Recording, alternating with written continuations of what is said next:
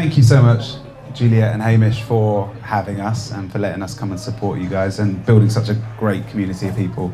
I could tell you a whole bunch of stuff about the last couple of years with our carbon supporting UK SMEs, but I really want to talk to you about what's going on in the last couple of months, because in the last couple of months, everything's kind of shifted. Everything I've learned in the last couple of months about carbon and how to help our customers manage their carbon accounting has really shifted. And in no small part, it's down to this guy. And this guy's name is Randall Plunkett from Dunsany Estate outside Dublin.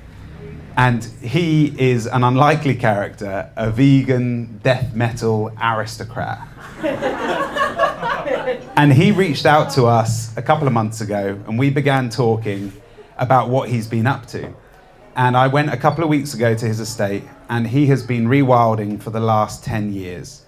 And this is, to some of you, the term rewilding might seem like a lovely and beautiful thing to do, but in his community, an intense agricultural community, it has caused a lot of problems. He has received death threats. He's had his tires slashed. People feel like he is destroying the jewel in the crown of their community. And he is a bit of a prickly customer as well, so he doesn't necessarily help himself. But meanwhile, 10 years later, he's now getting supporters because some of the animals, some of the biodiversity is starting to come back. But he's got a hole in his roof. He's not getting any revenue from doing what he's doing. He was doing it because it was passion-led. So we went there to see if we could help him. And I don't know how much I might be preaching to the choir here, but the UK itself is in the bottom 10% of countries with biodiversity loss. We've lost about half of it in the last 50 years, and if all the countries in the world were in a similar state to us, we could be facing complete environmental collapse. So we need to do something about it. We need to turn it around, and we need to help Randall to make better friends with his neighbours. And so we've been trying to figure out, how do we value this in a way that we can share to our clients that have been buying premium carbon credits, stuff where carbon's already been captured and put in the ground, and try and move this conversation along to the next level. And it's been difficult to value biodiversity additionality, how you're making improvements to the amount of biodiversity in a project. But with the onset and a mass adoption of eDNA, we can start to take stories and anecdotes of biodiversity, of hearing sounds that we had lost. All right, mate.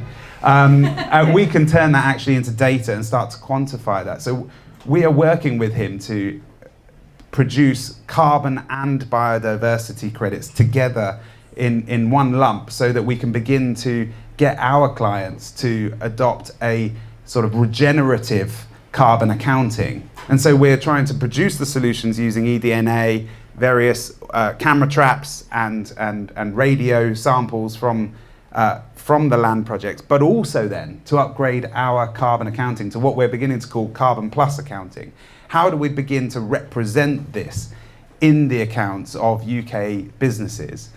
And so many of you will see the Environmental Act in November last year saying that, you know, new projects that are looking for planning need to show 10% biodiversity net gain when they're doing their projects.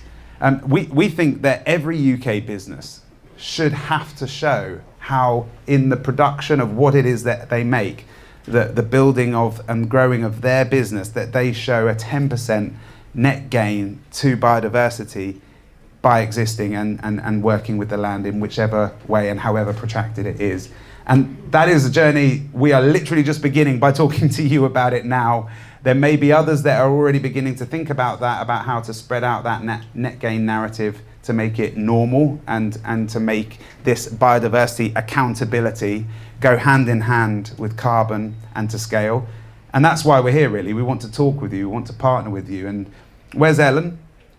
Ellen's there. If you're interested in systems change conversations and trying to think about how do we make the biodiversity market robust and elegant so that it scales and isn't subject to greenwashing, if you're interested in talking about how we get the net gain narrative to spread outside of new development projects, then talk to Ellen. She'd love to be with you. And if you're interested in partnering with us, maybe as a customer or as a landowner, maybe as a carbon accounting firm that's interested in what we mean by Carbon Plus accounting, we would love to also partner with you to try and move us to this next stage in how we develop our relationship with nature so that we can begin to stitch together our ecology and our economy and get it a bit closer together again. Andy would love to talk with you if you're interested in partnering.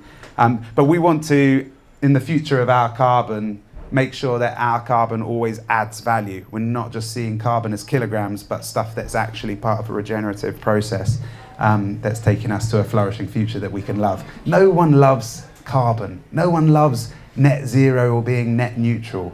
You know, if your friend at the bar, you're going to love him, he's neutral.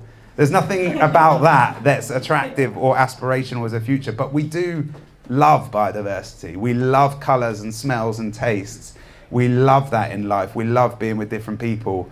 And that is the kind of story that we're trying to share into the market, into our customers, to try and move this whole thing forward. So if you'd love to be on that journey in one way or another, you could go to ourcarbon.com/LCC and give us your email address. We can keep you updated, or come and speak to me, Andy, or Ellen. Thank you so much for listening.